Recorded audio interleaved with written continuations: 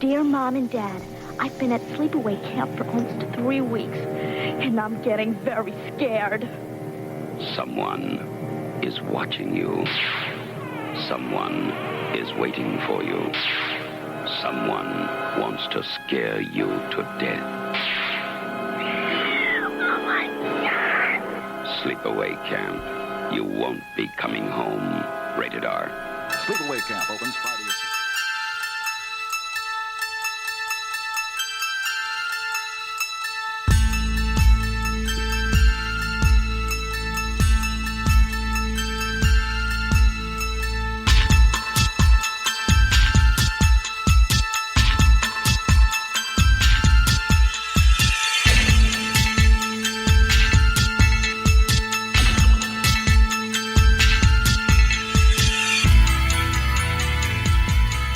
Welcome to the latest, the greatest episode of FHMP. I am your host, Don, the Prime Minister of Sinister Nice. And with me, as always, is John, Triple P, the Pajama Pants Playa Grande. What's going on, John? How you doing today? Doing good, my man. Just cashed my paycheck. Oh, nice. I'm loaded. I'm swimming in millions of dollars, bro. And I'm here to talk a little Sleepaway Camp. But we have a very special guest, one of the knights of the horror round table, the man they call Will Halstead. What's going on, brother? I'm good, John. How are you? I'm doing Gucci, man. It's nice of you to join us. Oh, absolutely. It's funny that we're doing this topic because, like, 3 days ago, I was just in my dorm and popped in Sleepaway Camp Part 3, so nice. I am prepared. Nice. Sweet. I love Part 3, man. Will, are you as surprised as I am with all that money John made that he even came on the show today? Yeah, I thought he was, better than us. He was moving on to bigger pastures. That's right. But he went out and bought himself a land. I thought he was going to restart Dead Pit with all his money, but nice. he's still with us. I was going to take my talents to South Beach, but I decided not to. Nice. Well, cool, guys. I'm excited to talk about Sleepaway Camp. Actually, the Sleepaway Camp suggestion came from a listener by the name of Ryan Snyder, who we've kind of been talking back and forth on Instagram, right, John? Yeah, he's like our Uber fan. Yeah, like, he it's is. nice that we have one. Absolutely. So shout out to you, Ryan. It's been nice talking. I think he watched like Cannibal Holocaust lately, and a couple other movies. So it's pretty cool. So yeah, keep them coming, man. Keep them coming. He actually has made reference to possibly coming on the show sometime. So maybe we can get him to come on and talk about something. Maybe Cannibal Holocaust. Oh, totally. It was funny. He was saying, he was like, oh, man, the effects in that movie were really good. He said that turtle scene really looked real. And I started laughing. I was like, it was real. Right. Yeah, exactly. Should we tell him? Yeah, I didn't tell him. No, I didn't have the, I don't know. I didn't want to get into all that, but I was glad to hear that he liked it. Yeah. Well, he'll find out when he listens to this episode for sure. Yeah, I'm sure he will. He'll be like, no way. He'll be like, that was real. Yep. So what have you guys been up to? Have you seen anything new, anything old? What's been going on? Let's start with the guest. What have you seen, Will? So I recently saw the new movie of It, and I really want to talk about it with some more experienced horror fans, because I don't know how to think about it. I'll start with, I've never read the book, and I never saw the 90s version of it, so I'm kind of going into it completely fresh. Sure. But the thing, it's weird, like, as I was watching it, multiple scenes were happening, and I was sitting there thinking, oh, that's a good choice. Oh, this part was cool. But then the movie ended, and I was just not affected by it in any way. Right. If that makes sense. Like, Sure. like during it, I was like, oh, these parts are cool. But it just left no impact on me. Right. Yeah. John, you we've talked about it a little bit. We haven't really gone into too much detail about it. But what do you think about what he just said, John? I would agree with that, actually. Yeah. I mean, it didn't blow me away. Like, I know a lot of people were like, holy shit, this is the greatest thing ever. But, right. like, I don't know. I didn't leave the theater thinking that. I left the theater saying it was good. Right. And I said this was the number one takeaway I took from that movie. I'm glad it made money. Oh, I'm absolutely. really glad it made money. Absolutely. Because the genre needed to make money. Yeah. And this movie, they didn't expect it to make as much as it did. I don't even think they expected it to make half as much as it ended up doing. Because I think then it would have came out in the summer. They wouldn't have waited until September, which is a weird time to come out with a movie like that. Yeah. But I think it was effective. I think some of the kid actors sucked. Yeah. I think some of them were great. I think probably the lead kids were really good, and then that kid with the glasses was so bad. Oh my God, he was terrible. I don't even. Was it the Richie character? Yeah, Richie. Yep. Okay, yeah. Deserves a Razzie. You know, I mean, he was that bad. His dialogue was so forced. It was painful. Like he said something like, "Hey, don't you tickle the pickle?" And when I heard him say that, I was like ready. I was like, that is just. Jeez. Like, don't, like, why? Like, why do we have to go there? You know? He's one of the lead characters, that actor's one of the lead characters in Stranger Things. That's what all my friends told me, too. Yeah. They were like, oh, we love him. He's on Stranger Things. I said, well, he sucks in this. Right. So. Yeah, no, I agree with you. I like him in Stranger Things, but yeah, I didn't really care for the character or the way they portrayed the character in this movie. But I think, John and I, Will, I think we both feel exactly the same way. I thought it was a good movie. It was definitely worth sitting through. It was definitely worth watching. I am a big fan of the original. So I went into this kind of not sure what to expect, but I enjoyed the movie. But I just thought it was okay. It was a good movie. Maybe a solid 6 out of 10 or something like that. Nothing better than that. I know people who are saying this is the best horror movie of all time, which I totally disagree with. But I will say by that, a long shot. Right, exactly. It's a good movie, but I don't think it's anything more than a good movie. Right. I do believe it's the highest grossing horror movie of all time already, though. Yeah, it's at like 500 mil. Yeah, that's crazy. But who would have thought that of all the remakes right. they came out with, like I would, the Friday 13th remake, the Halloween remake, any of the litany. Right. It's pretty amazing that the remake of the TV version of Stephen King's It would be the highest grossing horror movie. Like no one saw that coming. No, definitely. Yeah, but Don Nice, I got a question for you about this. All right. Because last week I heard that you think that Tim Curry's Pennywise is the best horror performance. How does Skarsgård pair up? I'll just put it to you this way: very, very understated, and probably, in my opinion, about the new one. I didn't think he did a good job at all because I agree with you. Because I feel that, and maybe it's taking into consideration the fact that that I was a fan of the original. I just believe that this character. Should have been much more a pronounced character. So that that's just how I feel about it. But I felt like it was an understated performance. I don't necessarily think he did a bad job, but I just don't think it's possible to follow Curry. That's kind of the way I feel about it. What about you, John? Gotcha. I think it's similar to the Robert Englund thing with Nightmare on Elm Street. Like when they brought in Jackie Earle Haley, we all knew that he's not going to live up to Robert Englund. Exactly. That movie was rested more on his performance than the new It did, because Pennywise isn't in it as much as the kid characters. It really relies more on the kid characters. Sure. I thought all the lead kid characters did a good job, exception of a couple of the side ones. And I thought also they didn't really develop all of them like they did in the original. Like I didn't know anything about a few of the side characters, like the black character. I didn't know anything about him in this new one. I just knew that his father was like calling him a pussy because he didn't kill this cow. And I was okay, is that supposed to, like, am I supposed to like feel sympathetic? Because I don't know, it didn't really. But I agree. I think he's not on the level of Curry, and Curry championed that role, and that was Curry's role. Just nobody could have lived up to that role. Amen. I agree. What else, Will? Did you see anything else you want to talk about? It was really just that is the big one I wanted to do. And then, like I said, I think, we were recording. I said I saw part 3 of Sleepaway Camp. Oh, yes, absolutely. Yeah. We got to get into the sequels to this movie that we're going to talk about today because I think they're in a total different realm. You know what I mean? I just believe there are some Friday the 13th I don't think we necessarily need to talk about at length, but I do believe that the 2 sequels to this, there are 3 sequels, but we'll only talk about the 2. I think they need to be talked about, and I know John agrees with me, right?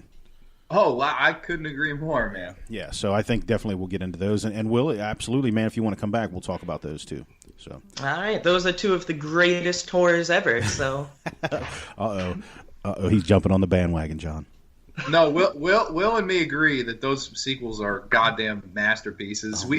They're so our humor. Like, if you know us, that's our humor. That kind of politically incorrect kind of like, and even the little nuances of like the cast, all the members of the cast are named after members of the Brat Pack and the Brady Bunch, like shit like that. Right. You know? Yeah, we'll definitely get into that for sure. But what about you, John? Did you catch anything else other than Sleepaway Camp this week?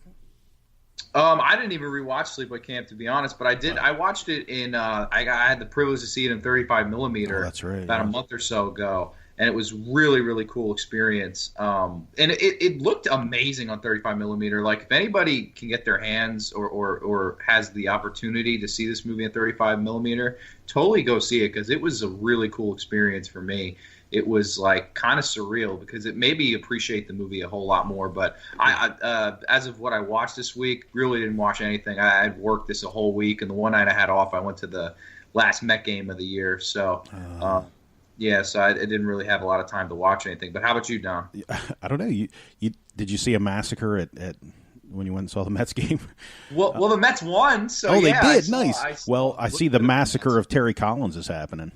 Oh, I'm sad, man. I like Terry Collins. Yeah. I don't really blame him. I feel like if your whole team didn't have quad injuries and arm injuries, and like, I kind of blame the players' health situation. I don't really blame the manager. Right. But please tell me you're becoming a Dodger fan since you guys aren't in the playoffs. Oh, I am. If the Dodgers win or the Indians win, I'll be happy. Cool. I like both teams, or even the Astros. I like the Astros. I'm with you too, and I'm hoping anybody but Washington. I don't want to see Washington. I hate Washington. I am the same way. And I know we're getting off on a tangent here, but I will say that I hope the Dodgers make it to the World Series against the Indians, because then I'll get to see a World Series game in Cleveland. So. Oh, dude, that'd be awesome. Wouldn't that be amazing? Yeah. So, anyways, we'll stop talking about baseball. No, I didn't get a chance to watch anything. I did get to watch Sleepaway Camp again. But no, I've been ridiculously busy. I haven't been able to do anything in midday, which is usually like this time. I've been working and things like that, so haven't had an opportunity. But I'm really, really stoked to talk about this movie. When did you guys see this movie? John, we'll start with you. When do you remember seeing this movie for the first time? Now, this is actually a really good story. I was in probably a month into middle school, and people probably people that know me personally would probably find this crazy to believe, but my first month or so in middle school was pretty terrible. I had a hard time adapting from elementary to middle school and making friends and stuff like that. Sure. And it's funny because Will knows like where I ended up being one of the more well liked or popular or whatever in when it came to the end of high school. But there was a short period there where I was completely antisocial for a little while, which is very unlike me. Sure. And I really got into watching horror again. I started coming home, doing my homework, and then I would be like, you know what, I'm gonna watch an old horror movie. Yeah. And I kind of discovered this one on YouTube. I saw it on YouTube, and I was like, Sleepaway Camp, okay. So I didn't know anything going in. So, everybody that knows the ending of this movie, you got to imagine. But to be honest, my first thoughts, and pretty much these have stayed the same, exception of a bad run-in with the director. I always really liked it. I think it's a good Friday the 13th kind of follow-up or rip-off or what have you. But I think that the characters are really good. They all stand out. There's all something about them a little unique. I think the location where they shot this is so cool. It's the camp vibe is amazing. I mean, it just pretty much bursts off the screen. It's almost like 3D feeling because it's just such a really cool atmosphere and campsite. And of course, the ending. Which, when I first saw that shit, man, I freaked out. I was like, whoa! It was one of the craziest experiences of my life. And I'll never forget it. I remember going into school the next day telling people about it. And that's how I made a lot of my friends that, I didn't know from a previous school. So, Sleepaway Camp, I owe a lot of my friendships beginning to this movie. So, it's kind of a cool little backstory I have with this movie for sure. Cool. Well, what about you? When's the first time you ever laid eyes on this masterpiece? Yeah, so I also saw it at the beginning of middle school, sometime in 7th grade, I believe. In this movie, like pretty much every slasher I've seen, what started with John coming up to me and saying, "Yo, you gotta watch this movie." And so, back in these days, I have a younger brother who's 6 years younger than me. So in 7th grade, I'm 12, he's 6. Okay. And he's always like up my ass, essentially. Just wherever I go, he goes. Gotcha. Whatever I do, he's doing. Right. But he's terrified of horror movies. But he's an idiot because he's 6. So like I'd be watching Nightmare on Elm Street and he's watching it, gets terrified. I get in trouble because he got scared. Right. So for middle school, those 2 years. Oh no. Oh no! Did Will get out? Oh no. Will, come back to us, brother. Come back to us. I'll text him. We can't hear you. Okay. Well, you know what? We'll go ahead and continue on. Hopefully, he'll be able to join back in. It's kind of funny that you guys saw this at the age that you did, because when I saw this, that's when that movie came out. It was, I was in the 7th grade probably. So yeah, so that's pretty interesting. I think. Are you still there, John? I'm here. Okay, just want to make sure he just hung up. So hopefully he's trying to join back in. But I saw it around the same time both you did. I mean, much earlier, years earlier. But we were all about the same age when we saw this movie, and the trip about this movie, obviously the ending, but this movie is very, very typical of early 80s slasher. Now, I will say that the ending of this movie really sets this movie apart. I mean, I'm sure you'd agree with that. I mean, there were a lot of crazy things going on in the slasher movies back in the early 80s, but the ending to this movie was an absolute slap in the face, kick in the nuts. There he is. I think Will's back. Are you there, Will? Yeah, sorry about that. That's okay, man. That's all right. We just continued on. Why don't you continue on and tell us the story of what this movie means to you, going back to 6th and 7th grade or whenever it was. Yeah, so basically, like, how I had to watch it was just on my little laptop in a corner of my basement with headphones on, watching it. Nice. And I thought the movie was awesome. Still to this, from when I saw it to this day, I think it's a masterpiece. And one thing that always sticks out to me that I don't really hear people talk about that much is just the opening credit scene, where we're panning throughout all the different parts of the camp, and you just hear different bits of dialogue from the movie. Right.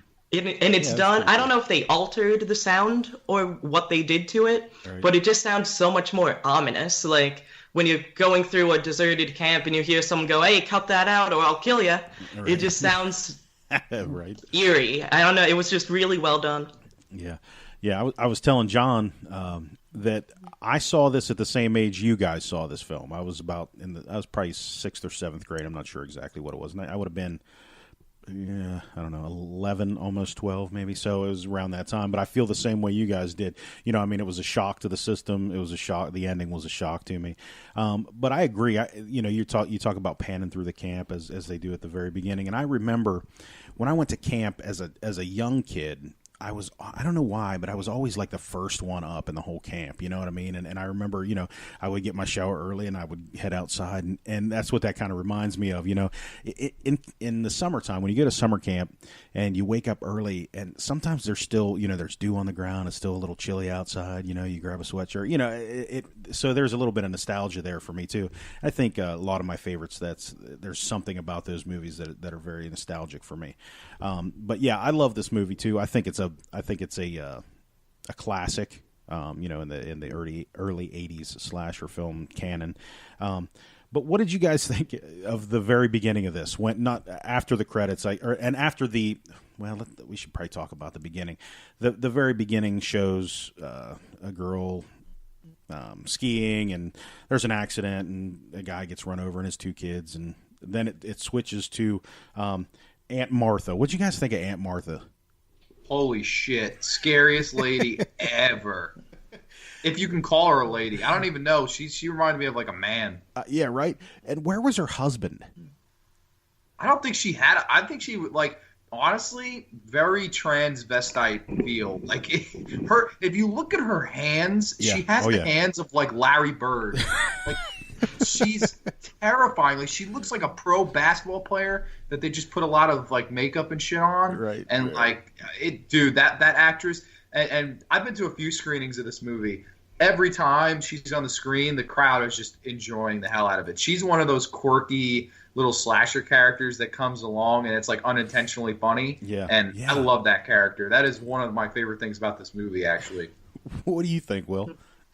I would agree. I think she's just so creepy looking. Just based on how she looks, she's creepy. Yeah. And just the way she talks in this like very slow, elongated way of saying things is just so off-putting. I love it. Yeah. She's like, oh no. You know, and I'm just like, oh my God, this lady's weird. And I can't believe that the director allowed her to act that way and didn't, you know what I mean? Didn't change it up. I mean, I wonder if it was just the creep factor. They were so creeped out by it that they thought maybe, you know, we should just leave that in there. I wonder if they did it a different way. That'd be pretty cool to see some outtakes of her doing it straight. You know what I mean? Like, because that lady is crazy, absolutely crazy. And she really, like you said, John, she kind of takes over the screen. You know what I mean? When you watch this movie, she kind of takes over the screen when she's on it.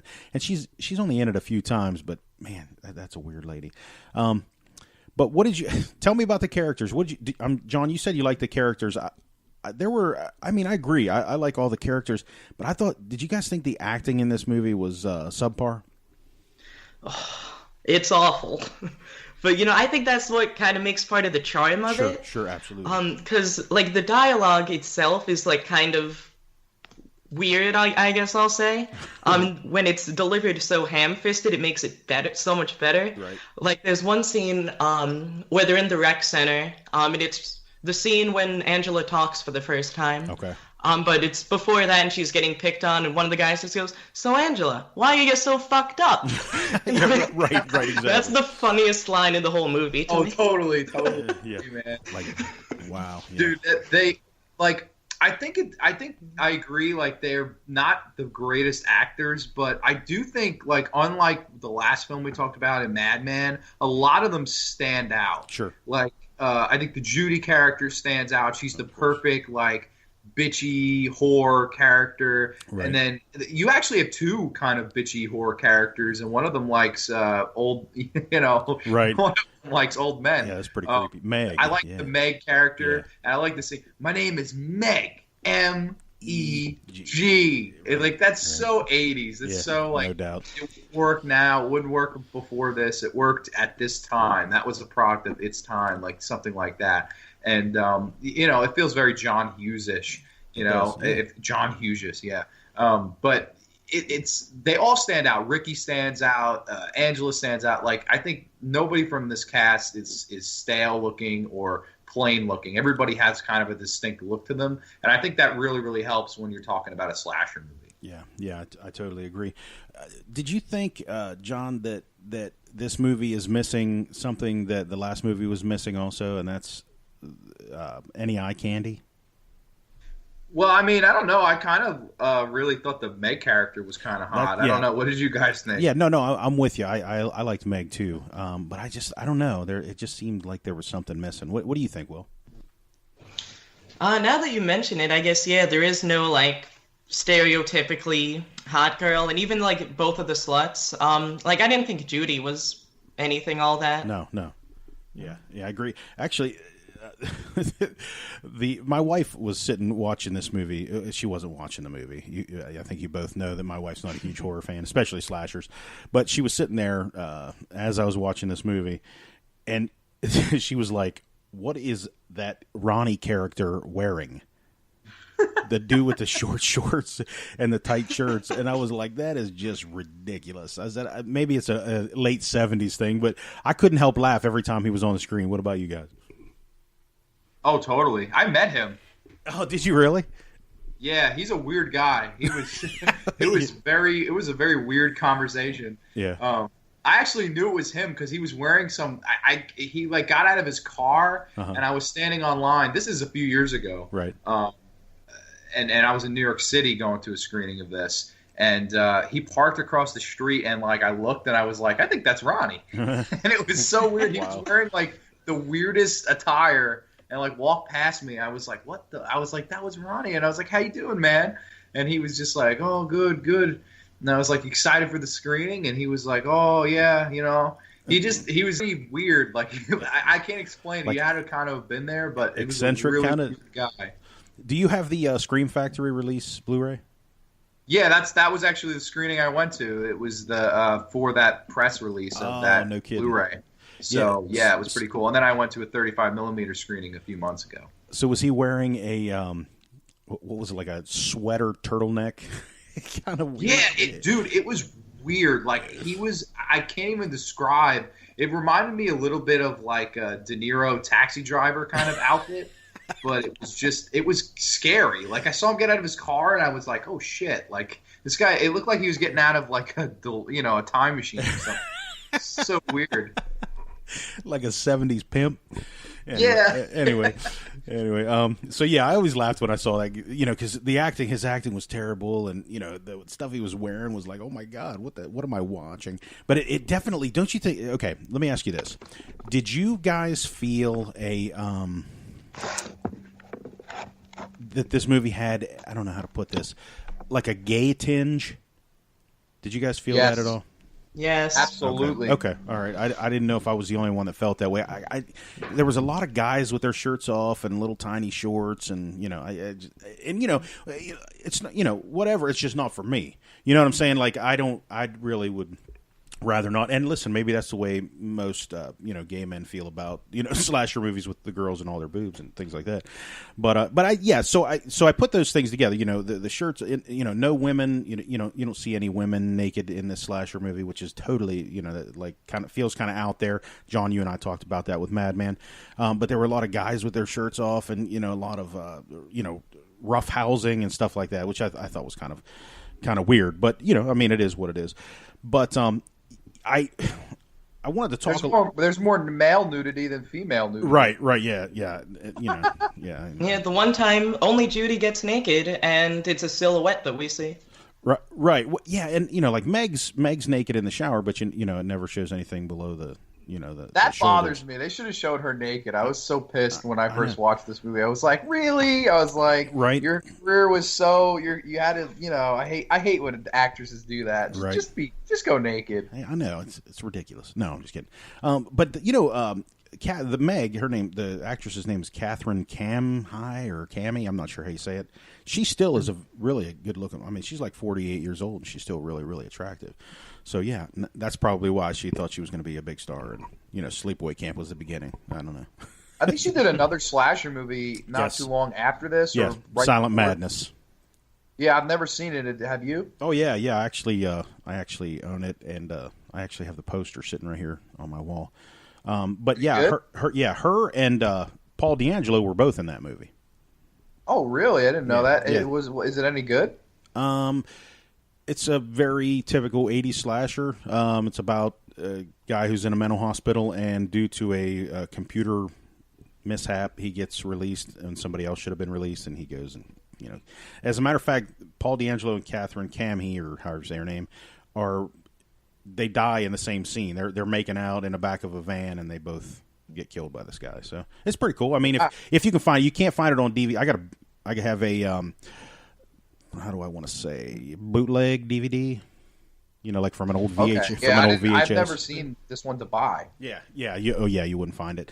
I hope they release it someday on maybe Vinegar Syndrome or something like that if they can get the rights to it. I don't know. I don't know how they go about doing that kind of stuff. But yeah, it's not bad. I mean, it's not top notch, but it's definitely not bottom of the barrel either. So yeah, if you ever get a chance, as a matter of fact, it might be on YouTube. But yeah, it supposedly was in 3D when it was first released, which I don't know if that's true or not, but that's what the poster says. Anyways, so but anyways, I really liked all the characters, and I wanted to talk a little bit about the Ricky character. He was probably the worst. Do you guys agree with that? The worst actor of the bunch, or did you find it realistic? I thought he was kind of good, actually. Really? I thought he was fine, at least comparably. I think what's the character's name who tries to get with Angela? Christopher Collette. Yeah, he was the worst in my opinion. I agree with that. Yeah, he was the worst. Yeah, I know they called on what was his name, Jonathan Tiersten, who played Ricky. They called on him to do a lot of anger stuff, like, you know what I mean, yelling and screaming and calling names and stuff like that. So maybe that's what, you know what I mean, because that stuff's got to be hard to do for a kid, you know what I mean. So maybe that's why I felt like it was a little weird. What did you guys think about when Ronnie took Angela into the kitchen? Did you find? I thought that was kind of odd. Oh shit, we got to talk about the pedophile cook in this movie. Like when they're all getting off the bus, right? It's really funny. Like they're all just getting off the bus talking, and then there's the people that work in the kitchen, and this guy is just outwardly being a pedophile, and like they're all chuckling. okay with it. Yeah. They're all like, you know? Yeah, like he's, what does he say? He goes, like, there's no such thing as being too young, you're just too old. And the other cook just laughs at him and walks away, like, oh, you silly. He just chuckled it off. It's so funny. It's so weird to watch that back. Like, it's like, whoa, like, you know, you would not get away with that nowadays. Oh my goodness, no, they would. No. They never release this movie. No one would ever release this movie for sure. But yeah, you know, I always thought it was funny. You know, like Ronnie takes her into the kitchen and says, "Hey, can you find her something to eat? Because she hasn't eaten in 3 days, and you know she's not talking to anybody." And then the other cook says, "Hey, Ronnie, you got a phone call?" And he's like, "Yeah, can you know?" Ronnie's like, "Okay, can you help her find something?" And he's like, "Yeah, let's go into the pantry." And he closes the door. He closes the door behind. I'm like, "Oh my god!" Yeah, he's taking his belt off. Right. And Ricky bursts in. You know, so yeah, I always thought, you know, obviously the topic, obviously, you know, I mean, people are going to get offended, but it was funny. It was hilarious, and you know, because of the way it was acted and the way it was done and things like that. But that character, you know. Obviously, he's the first one to die. Spoiler alert. Maybe I should have said that first. He's the first one to die. Actually, he lives, technically. Oh, that's right. That's right. He's the first one to get attacked, I should say. But don't you think it's funny that after... should we go into it? Yeah, I guess the killer pulls I don't know. I don't even know how to put it. It doesn't make any sense whatsoever how this person, this little, I don't know, teenager, I don't even know what they're supposed to be, 12-year-old, makes it so that he pulls a pot of boiling water on himself. You know what I mean? It never made a whole lot of sense as to how that was happening. She only pushed him. Oh, I said she. They only pushed him once. You know what I mean? So I don't know. I just thought it was weird. What'd you think? I mean, it never really bothered me. I actually thought it's kind of a brutal scene to think about. Like, could you imagine that fucking happening to you? Oh my god, no way. No way, absolutely. That would be a terrible fucking, like, Jesus Christ. I wouldn't want to live after that, man. Right, yeah. But I thought it would have been cool for that guy to stick around a little bit longer so he could have said some stupid shit to laugh at. What do you think? Oh, totally. That's a slasher staple. You want to keep that character in there, a little longer. As long as you can. But right. that is what it is. What do you guys think of the overall, like, the kills in this movie, like, as a whole? Like, because I think they're pretty good. What do you think? Oh, the kills are my favorite part because, with the exception of Meg's death scene, they're all very unconventional kills. Yes. Like, number one, what I really like, they make a big show of the archery range, right. And you think that someone's gonna be killed like that, and it just never happens. And in this movie, they kill someone with an arrow, which I appreciated. Right. And I think the beehive kill is the most terrifying one because can you imagine that happening to you? Oh my god. And then the effects of it afterwards where the bees are like making hives in the guy's body. Right. Oh my gosh. Right. That's great stuff, man. And it's still an effective scene. Like, I think they don't show much of it. You just kind of hear screaming and like right. banging, and then like when you see the aftermath, you're like, oh my god, you fill in all those blanks with your mind, and I think that's the most effective kill scene in this movie. A lot of people will probably tell you the curling iron to the pussy when she stabs Judy in the pussy right. with the fucking curling iron. Right. That was good, but they didn't really show enough of that. You just see kind of the shadow of Judy reaching up. But I thought the beehive kill was a fantastic kill in this movie. Yeah. Again, my wife was watching this movie with me, and she said, "Why doesn't he just crawl underneath?" Did you guys think about that? No, I don't. With slasher movies, you have to suspend disbelief. I just thought it was hilarious. I'm not sticking around for bees to kill me if there's an opening. I don't know. I thought that was kind of weird. And I you know what? It's funny because I don't usually, you know, we've talked about this before, but I don't usually pay attention to that stuff either. But yeah, the arrow scene I thought was fantastic. You know, and I wanted to talk a little bit about Mike Kellen, the guy who played Mel. He died. He was in the movie Just Before Dawn. Have you guys seen that? I've seen it. I have not. Okay. He was in that movie, but he died the summer this movie was released. I thought that was pretty sad because he had actually he was real sick when he made the movie, but he never told anybody, and then he passed away. I believe right after the movie was released, if I remember correctly. Actually, it was right before the movie release, so I thought that was pretty sad. He had lung cancer or something like that. So, but anyways, so yeah, I mean, I like the kills in this movie. I think I think they've been done better. But again, thinking about this movie, it's not like they had Tom Savini working on the film. So, if you think about it that way, yeah, I thought they were really, really done really well. And I agree with you. The Meg kill was very typical of a slasher movie. I thought it was still, it was pretty good. But what are you going to do, right? There's only so many ways. And what's the body count in this movie? I believe it's 12, right? That's a pretty. I think so. Yeah, I'm pretty sure. That's a pretty nice body count for a really low budget movie.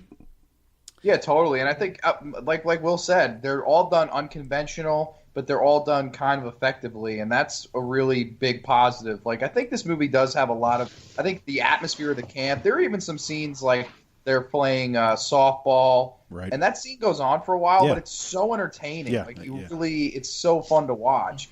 And there's scenes with they're playing they're having a water balloon fight on the roof. Right. Yeah. There's just all that kind of stuff like that that's really, really enjoyable about this one. Yeah. Yeah, there's just such a charm to it, honestly. And I think they really just captured the atmosphere of a summer camp really well. Yeah. How about the scene where I can't remember the character's name, where he's trying to get the girls to come skinny dipping? Remember that character?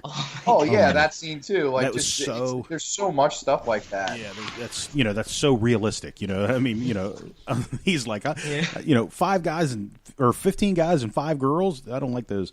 But I also loved Kenny's death scene. The guy who played Kenny was John Dunn, and one of the things I loved is he wore a Blue Oyster Cult shirt, which was just again typical of the times. You know what I mean? I love that. But his death scene under the canoe. Did you guys like that scene? Totally. Yeah. That's great stuff. And he starts singing that song. It's like because of Ooh, the echo. He's like or something. Yeah, just, hey. That's in the trailer too. Nice. Hey, you. Right. Well, He's just being an idiot. I love him. Right. I loved he had a line in there that I never really paid much attention to until last night, where he says, hey, it's you. I bet the guys would really be interested in seeing you. You know what I mean? Because they were trying to get chick. Not that she was super attractive, but you realize he's talking to Angela. Again, spoiler alert, I guess.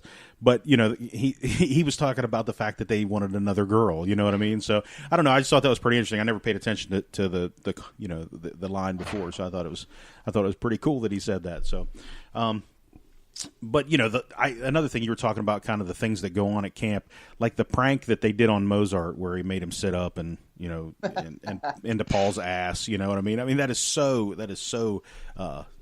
that my friends would have done to people back in the day. What about you? You guys pull any summer camp pranks?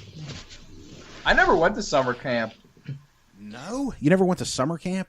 I went to Summer Rec, which was like a summer camp, but you went home at the end of the day. Oh, okay. All right. I got you. What about you, Will? Did you ever go to summer camp? No, I've gone to some day camps, like John said, but never. I always wanted to go to a sleepaway camp, but That's just what never it is. was able. That's why you guys like the camp movies. I totally get it.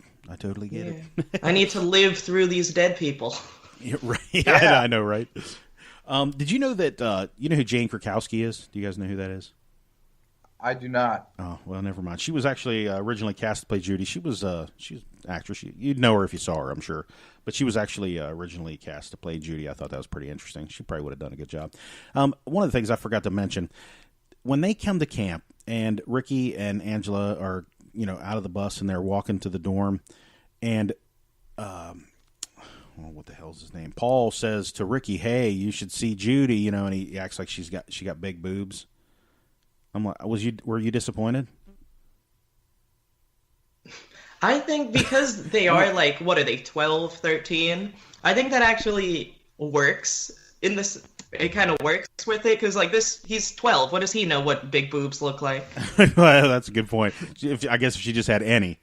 I think we're having some technical difficulties. John can't hear us. Oh, can you hear us now, John? No, can you hear me? Yeah, we can hear you. Sorry, I don't know what the hell's wrong today. Yeah, we're having some issues with Skype today, which surprises me. We haven't had up to this point, so we've been pretty lucky. So we're going to try to piece this thing together and continue on. What was I going to say? Oh, I did find out that Jonathan Tiersten, who played Ricky, was the hand double for Angela in this movie. Did you guys know that? Yes, I did. I did, because that's part of the biggest piece of evidence for the fan theory that both Angela and Ricky are killers. Oh, right, yeah, because you kind of, when you pay attention, you go, yeah, that makes tons of sense that that's who that is. But yeah, I don't know. I just thought it's just kind of it's interesting. I guess that happens in a lot of movies, like Deborah Hill plays the hand in Halloween, and so that kind of stuff goes on all the time. But I thought it was pretty interesting. It's a I don't know, it's a little weird, I guess, but they had to do that to throw it off, and for it all to make sense at the end, I think they had to kind of pull that, What would you guys say about the director? How do you think he does in this movie? Do you think he does a good job? I would say he does a fine job.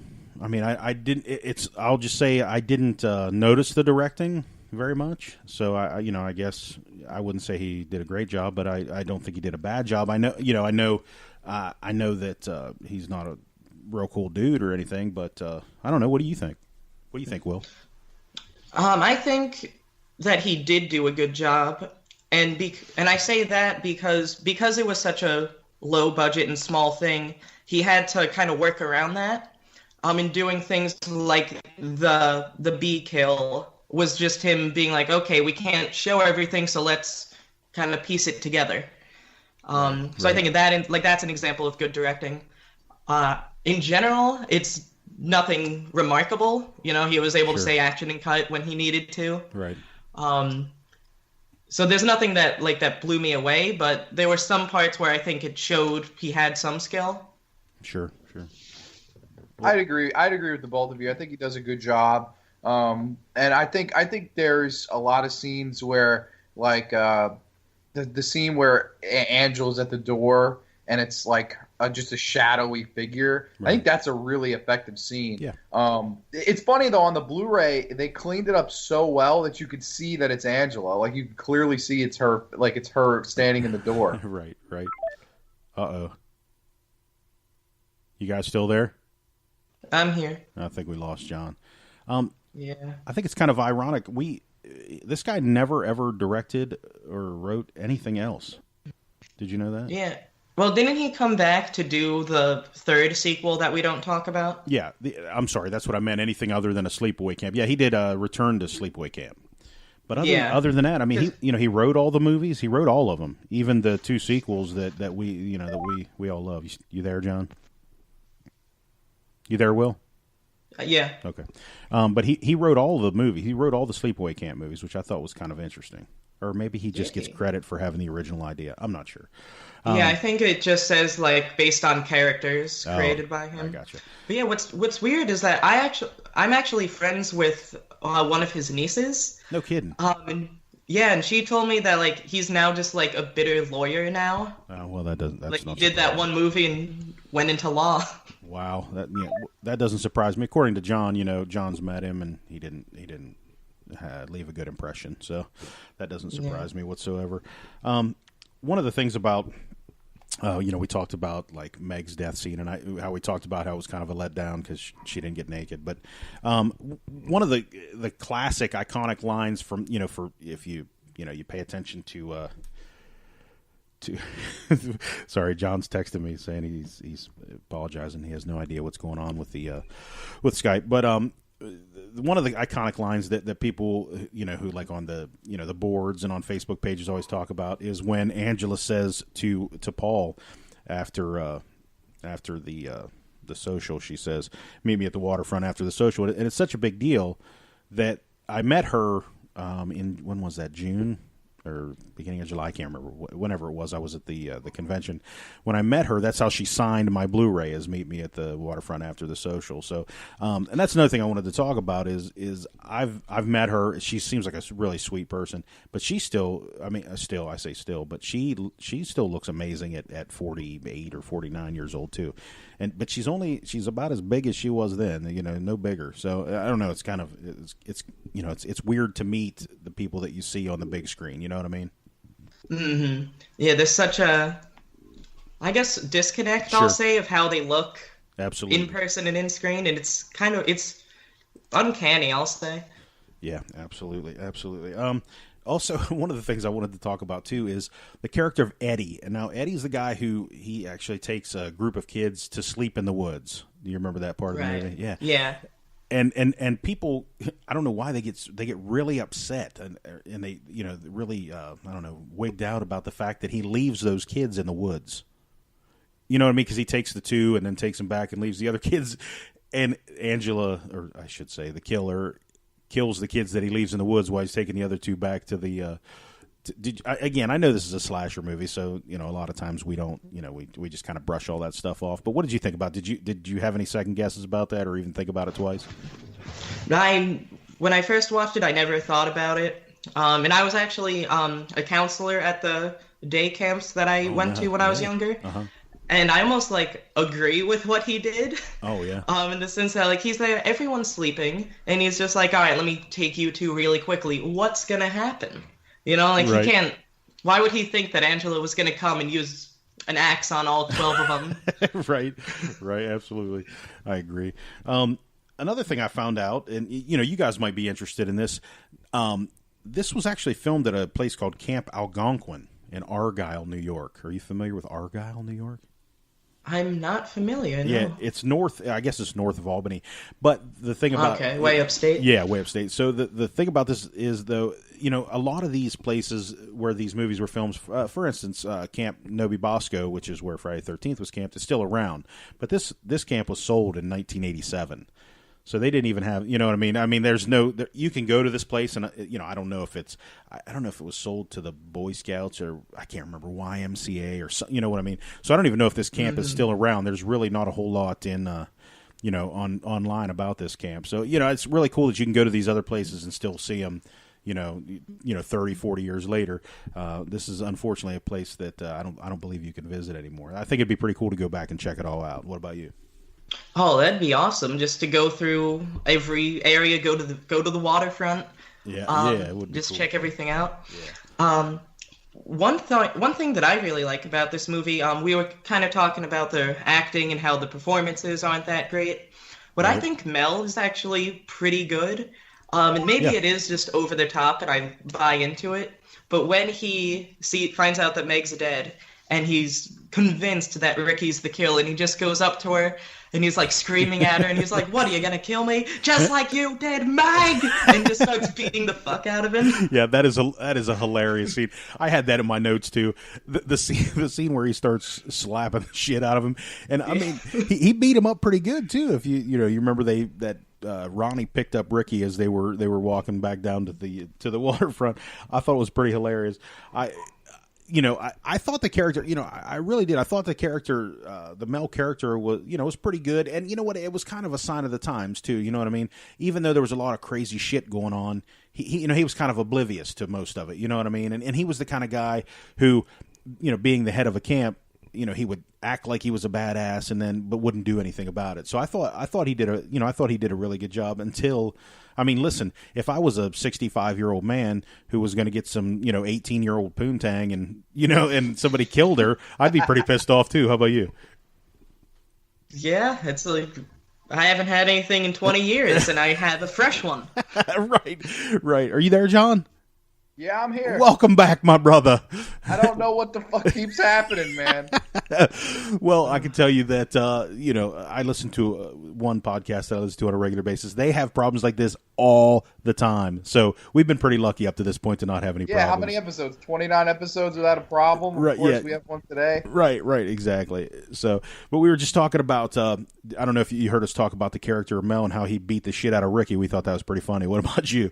Oh my god, yeah, it was hilarious. He's just like, "You're not going to kill anybody," and it just fucking just. I always thought it was so weird. I also love how much of a foul mouth Ricky has. Oh man. yeah, it's so epic. Yeah, that's what I was. When we were talking about when I thought he wasn't the best actor, because I think they gave him a lot of that kind of stuff to say, so it seemed like a lot of it was a little bit forced. But yeah, but you know what? It's very, very common, right? I went to a Christian camp. Okay, so I grew up very strictly religious, so I went to a Christian camp, and we still had kids that talk like that at the Christian camp. Wow. You know what I mean? Yeah. So I couldn't even imagine that, but that's reality, man. Right. That is like when they say oh, wrestlers shouldn't curse. I'm like, you have to know your demographic. The fourth grade kids that are speak like they have the most foul mouths. Right. So I don't think listen, you guys know what I do for a living, right? I'm a school bus driver. You would not believe some of the things that come out of elementary kids' schools' mouth. I mean, it's unbelievable. Like, things that we never would have said ever to, in around an adult. You know what I mean? We may have said it when we were alone, just trying to sound cool or something. But man, I can't believe some of the stuff these kids say.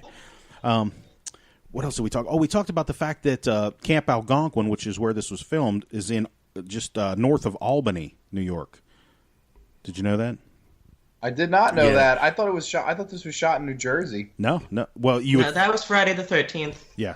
Oh yeah, that's true. But you would think that the way these kids sounded, it was shot in New Jersey. You know? Yeah, you would think it was shot in South Jersey. Right. For sure. Right. Exactly. But it was sold, I guess, or auctioned off in 1987. So I don't. It's not around. There's no information online about it anymore. So maybe the name's changed or something like that. But I thought it'd be pretty cool to go back there, kind of like going back to Camp Novi Bosco. I thought that'd be pretty sweet. Yeah, so for sure. Yeah. What else was I going to talk about? Oh my gosh, how about when the girl? Well, first of all, Judy's death scene. It was hilarious when her arms shoot up in the air and she's flailing her arms around. I'm like, I thought that was kind of funny. But when the cop finds Judy's body, that girl goes in and the cop comes running because the girl screams. That dude had the fakest mustache I've ever seen in my entire life. Oh my gosh, I love it. It was so funny because I guess from what I saw on the extras of the Blu-ray is that they had to go back and shoot that scene and the guy had shaved his mustache off. So that's why they had to put that fake mustache. So if you look earlier, it's a real mustache, and if you look at that, and he's all in the light and everything. That was one bad directing job right there. They should have shot him in the shadows because that thing was the goofiest looking thing I've ever seen. It looked like one of the ones you buy at the Halloween store for for costumes. Yeah, it kind of looks like it was just black paint that they put on his lip because it was all shiny and weird looking. Had no texture whatsoever. I don't know. I thought that was pretty hilarious. But so I know we've already talked about it a little bit, but what do you guys think about the ending, the finale, the pièce de résistance? What did you think? Lead us off, Will. It is terrifying. The whole movie is like not threatening at all. It's like such a B movie, but in the best way. And then suddenly we get to that, and it's just zoomed on her face. You hear the music, the heavy breathing, and it's just so messed up. Like, that scene genuinely scared me when I first saw it. Yeah. What about you, John? I agree. It's funny because it's like, I think of it, when I think Sleepaway Camp, I don't really think a scary film. Sure. But I do think this last scene is scary, and it is so powerful because it really is, like you said before, Don. It's what sets this movie apart. Yeah. It could have easily been lost in the shuffle with movies, other slasher movies from this time. Movies like Night School and Graduation Day, and movies that are average to Dorm the Drip Blood. Movies like that, I think it would have fell in that category. Mm-hmm. But I think this takes it to that like above average level, right. And I think it makes it one of the quintessential slashers of the early '80s because it's just so terrifying, and the way Angela's face is from Felicia Rose. I mean. It's just a very chilling image, and I love how they kind of turn the tinge green, and the freeze frame, and then credits. I just think it's so masterfully done. I mean, it's one of the best endings in horror movie history. Yeah, I would agree. This is a movie that had a really low budget. $350,000 was the budget on this. Made like 11 million. I can't remember exactly what it was, which that makes it very, very successful. You know, a lot of people don't understand that. If you could find a movie made today for $11 million, that's pretty crazy. But this is a movie that even if people aren't a horror fan, if you mention Sleepaway Camp, you know, they're like, what they say is, oh, that's the movie with the chick with the dick. You know what I'm saying? You know what I mean? That's the response I get. So people know this movie. You know, it may not be Friday the 13th, it may not be Halloween, it may not be Nightmare on Elm Street, but people know this movie because of that ending. And yeah, it makes it. That's what makes this movie masterful. You know, I'm sure you guys know a little bit about the making of that scene where they had a local college kid who they had to get drunk, and that's how they did it. But you know, they made an Angela head that he had to wear. Did you know that? I did not know that. Yeah, I thought it was Really? I thought it was just superimposed or something, but they actually had a mask. So he actually had to wear that mask, and yeah. So, you know, again, anybody who knows anything about the early 80s horror movies knows this movie. You know what I mean? They just know this ending, and like you guys said, that's what makes it the masterpiece that it is. I guess you can't really say any more than that. But yeah, I think this movie is. Where do you guys put it? Where do you put it in the can? You know, is it on the same line as, say, The Burning or Friday the 13th, or is it more of a Madman Just Before Dawn, you know, level? That's a really tough question. Yeah. I don't know. Will, I need time to think. Can you go first? Yeah, sure. I would say that of the so you've got like the Texas Chainsaw, Nightmare on Elm Street, Friday the 13th, Halloween are the pinnacle, the untouchable ones, right? Sure. I would say Sleepaway Camp, both this movie and its two sequels, are the next step below that. I would put like those ones, Child's Play, and The Burning, all like as 1A level. Okay. All right. I get you. I can tell you that I'm not sure. I asked the question, and I'm not even sure. I don't feel that this is, and I don't mean the way it's made or anything like that, but I just don't feel it's on the same level as Friday the 13th, Halloween, Nightmare on Elm Street, Texas Chainsaw Massacre. And now that I think about it, I'm not even sure it's The Prowler or My Bloody Valentine. But I would say that this is definitely on the level of, say, Funhouse, Prom Night, things like that. So I don't know. Maybe it depends on the day. You know what I mean? One of those kind of situations.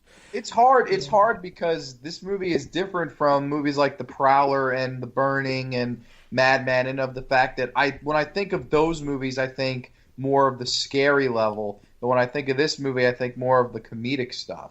Oh, okay. Even though there is some scary stuff in it, but it's like at the end of the day, I have more fun watching this movie than I have fun watching The Burning or Madman. I gotcha. But I think The Burning is probably a better movie than this because it's a little bit more, I guess, serious at times.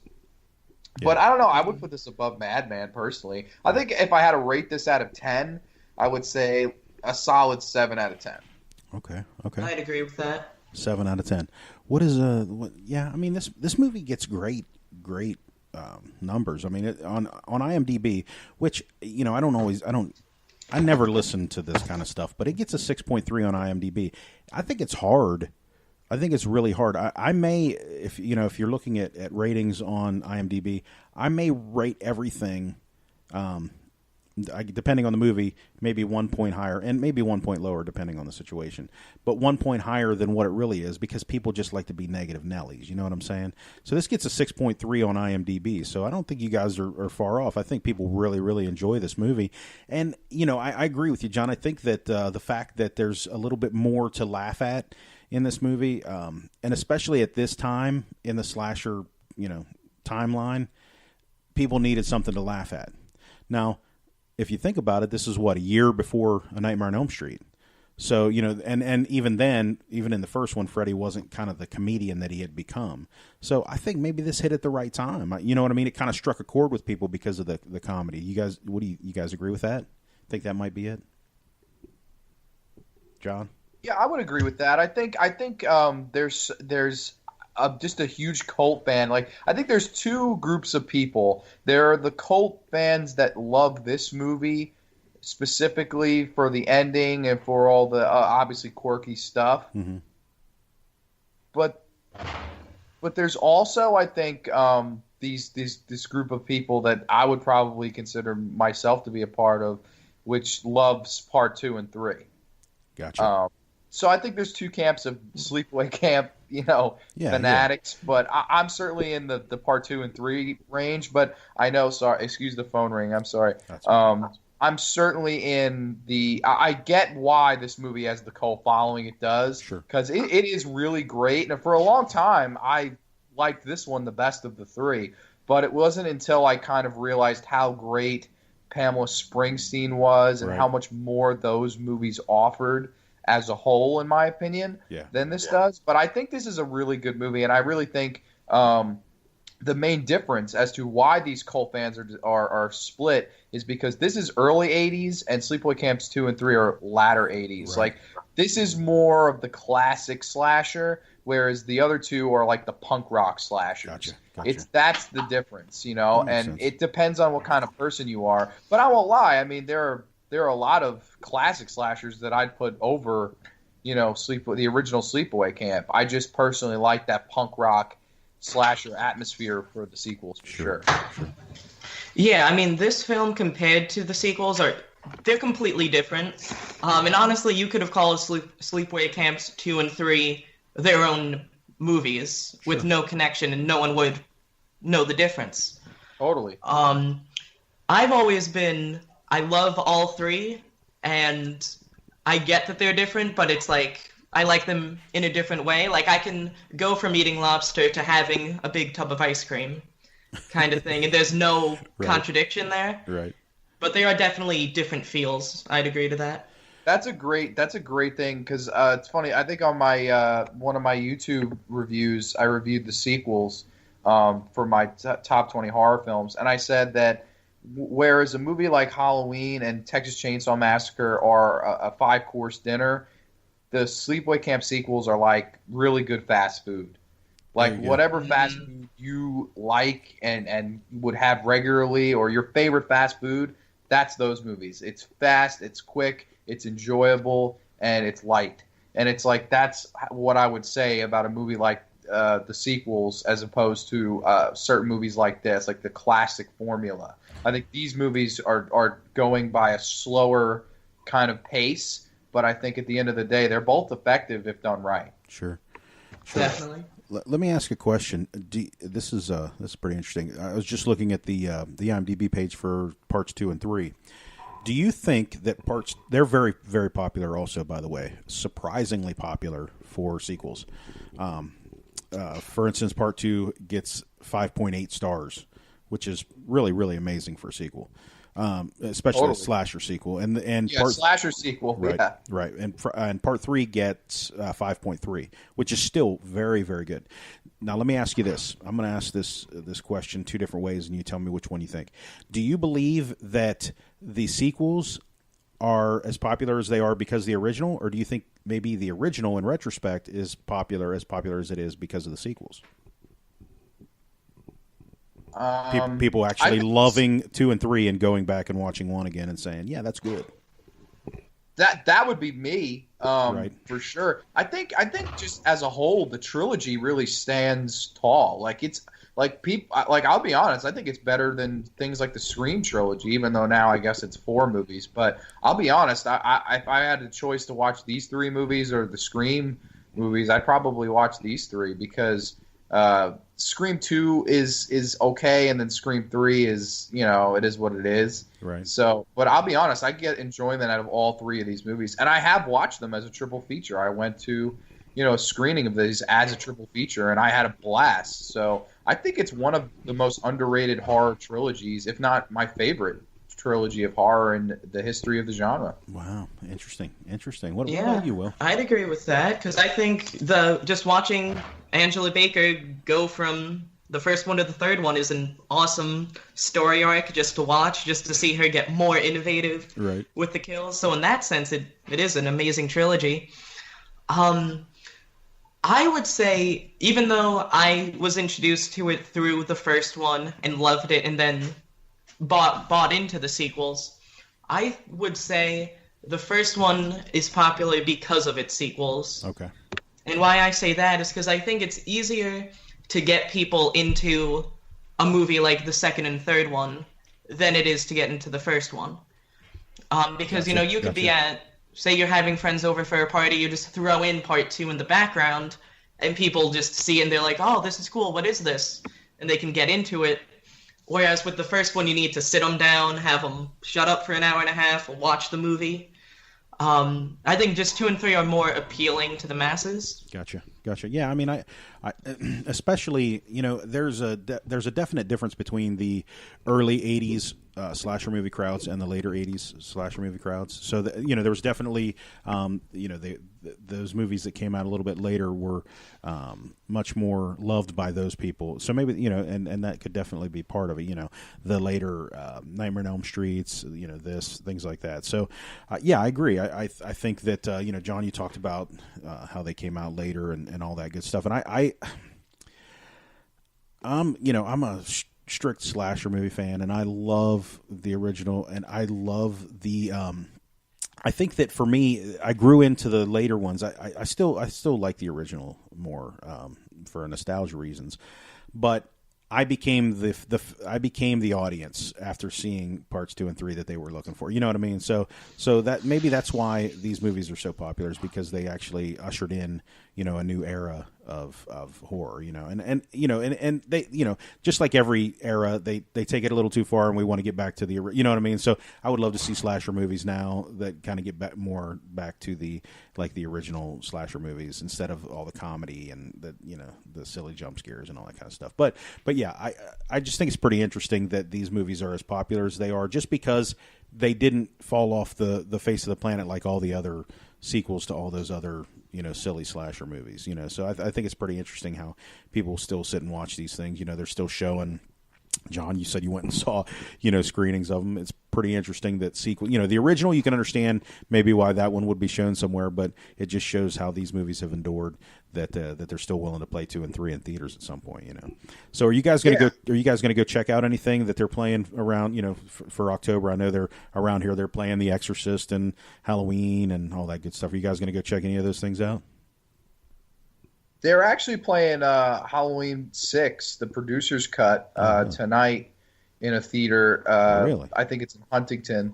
I don't know if I'm going to go because I have work till about 9, so I'd have to leave straight from there. Sure. And I have plans with people, so I don't really know if that's going to end up happening. But they also have an October horror movie horror-thon, right, I think, in a couple weeks. And I might go to that. It's like Devil's Rejects, Halloween 3...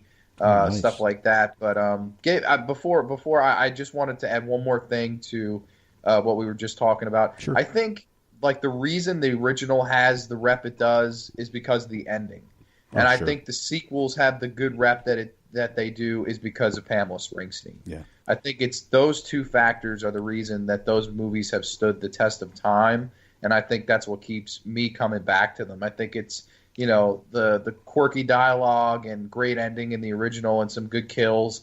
And then in the sequels, it's all for Pamela Springsteen, over-the-top actors, boobs, blood, mayhem. It's just it's a fantastic trilogy, man. Honestly, as a trilogy, I would kind of have to give it a 9 out of 10 or a 10 out of 10. Wow. Nice. Yeah, it's pretty interesting to think that the later two would not have been as good with the original actress playing the main character. Isn't that interesting? Yeah, and I think it's weird that she's kind of the cult hero now, and she's at all the conventions, and Pamela Springsteen's kind of nowhere to be found, it's funny to me because I think Pamela Springsteen is the reason I love the series as much as I do. Like her performance while she kind of kills them and winks at the camera at the same time. There's something just so magical about that, and I don't know. I love it. There's such a good charm to it. I think the whole series as a whole, well, other than maybe the last one, Return to Sleepaway Camp, which Will and I had the displeasure of watching together Right. on Netflix a few years ago. Yeah. That really ruined that. Like, I wish they had never made that, because if they hadn't, like, this would probably be one of my favorite franchises. Yeah. Be pretty cool to get Pamela Springsteen at a convention, wouldn't it? Oh my God, yo! I would, whatever she asked, I would pay. Yeah. I would honestly, like, and I am a big stickler with screw this, that I don't have to pay you nothing. Right, right. I'm very cheap when it comes to stuff like that. Me I think too, it's ridiculous. Like, give me $20. Like, I was hearing a story that Bill Thornberry from Phantasm wanted $20 for the Creepy Kentuckian from Dead Pit to take a picture with him. And, like, Wow. CK said, I'm not paying you $20. When I put your picture up with me on Facebook, people will think you're my uncle. Right, right. I was like, absolutely. Yeah. Like, no one knows who. Right. Like, I have a picture of me and Malcolm McDowell in my basement. Everyone thinks he's my grandfather. Right, right. So it's really funny. So it's like, I don't know. But Pamela Springsteen, I would pay $200. Like, I'm dead ass. Maybe we I should would get pay anything to meet her and get a picture with her and get her to sign my poster. Anything. Yeah, maybe we should get a petition going, huh? Maybe see what we can do with these people to try to get them to show up somewhere. She seems, they've contacted her, and I don't think she wants anything to do with these movies. Which is crazy. She did a couple of them. You know what I mean? Yeah, she did a few of them. Yeah. She didn't just do this movie or those two movies. She worked with that director a few times, you know. So weird. It's a shame that she's, you know, I don't know if she's ashamed of them or doesn't want to be bothered, but you know, it's kind of like the Eric Freeman situation. Right. Well, or the what's her name, Alexis Dubin. Oh well, she's just an idiot. Right. So. Right. right. So, anyways, yeah. I'm trying to think. Is there anything else you guys want to say about these movies, about the Sleepaway Camp films? Yeah, I actually have a question Sure. for the two of you, because I genuinely do not understand what this scene is supposed to be. Okay. Where it's Paul and Angela at the waterfront for the first time, Mm-hmm. and they're making out, and Paul's trying to make a grab at her, Right. and it's like cuts to like a memory or like a hallucination that Angela has of like her and her cousin watching like her two uncles fuck. And it's so weird. It makes no sense to me.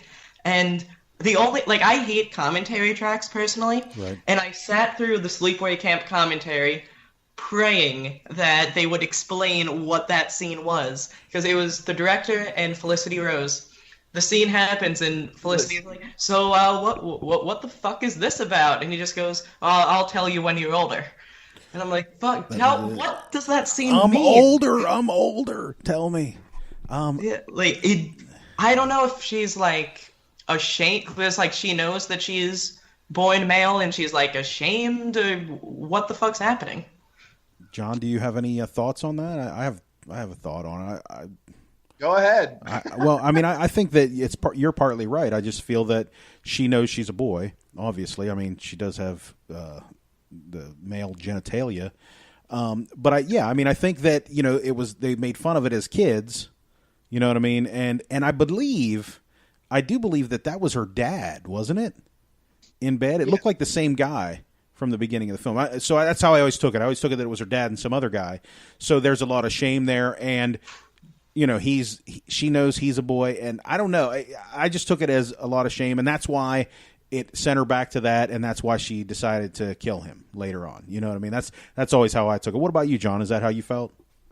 Yeah, I thought basically it was like she sees these two males getting together, and she was like shocked because this is now her first experience of two males getting together because she's a boy. So right. I think it was kind of like a deja vu kind of thing where it was like, oh shit, you know, I saw this and now it's happening to me. Right. So that's how I always took it. That's but how I feel. Yeah, you're right. It is a very fucking weird scene. Definitely. It catches you off guard for sure. And it adds to the whole gay tinge to the movie too. You know what I mean? There's a lot of there's I think the scene where they go swimming, he's just like, screw it, let's go swimming, boys. Right. And it's so I'm like every time I just cringe. I'm like, wow, that's pretty bad. Yeah, absolutely. All right. Anything else, John? Anything else, Will? I've said my piece. Are you guys seeing any horror movies by you? Is there any screenings by you guys for coming up this season? Yeah, there's a couple. There's like Friday the 13th, the original Halloween, The Exorcist. I actually want to see all those. I don't know actually how many I'm going to get to, but I would love to see all those on the big screen.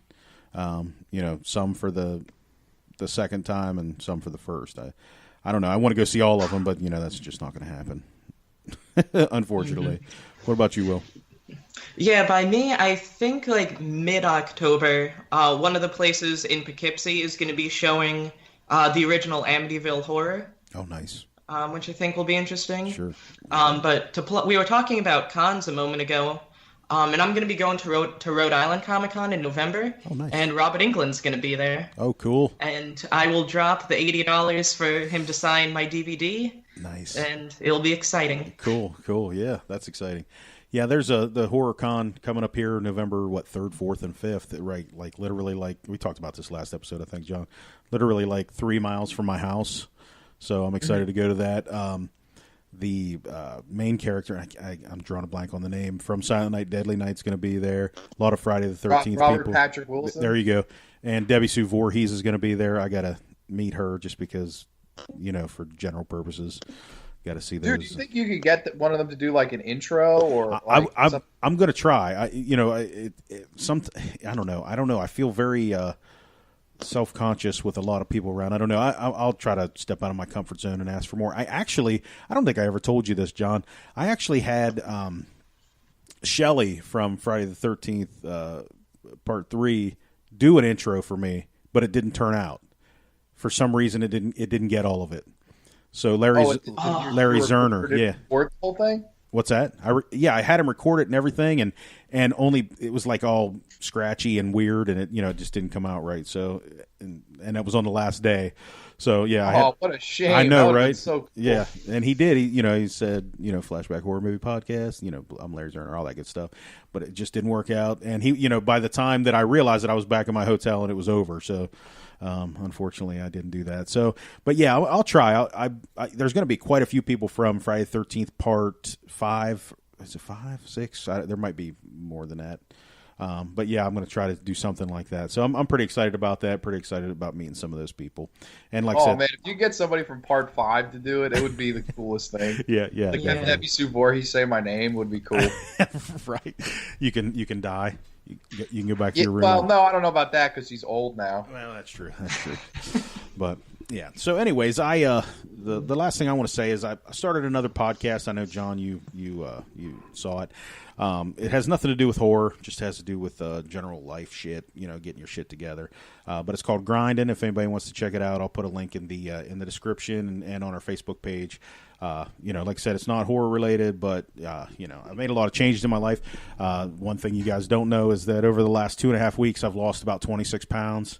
I've walked almost 60 miles in 2 weeks. So I'm trying to do some different stuff, make some changes in my life. So yeah, Very nice. Yeah, so I'm just doing some things. Hopefully, people listen to what I have to say on my other podcast.